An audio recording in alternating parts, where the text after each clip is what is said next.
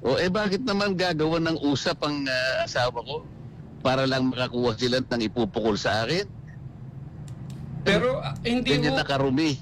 hindi ho ba dapat, Senator, manggaling din sa inyo ang delikadesa na, uy, yung asawa ko, ano nito kumbaga nagsiservisyo dito, meron siyang, kumbaga, transaksyon dito, hindi kaya marapat na ako dumistansya muna? Sino? Sino di distansya?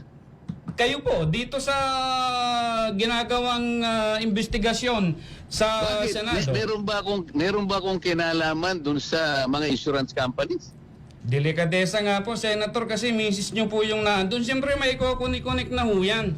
Kung ganyan kayong mag-conclude, independent nga. Kaya tinatanong ko nga sa inyo kanina kung naiintindihan niyo Kaya nga po nagtatanong din kami, delikadesa din ho yung binabanggit namin dito. Hindi Wala na ho ba pinag-uusapan tayong ng ganun? delikadesa dahil wala akong connection doon. Ang asawa ko, independent. Yun nga po, asawa nyo yun Nakikipagdebate ka pa sa akin Akala ko ba, magtatanong ka lang.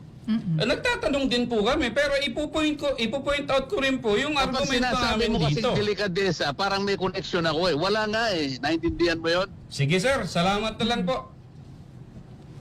Tanga.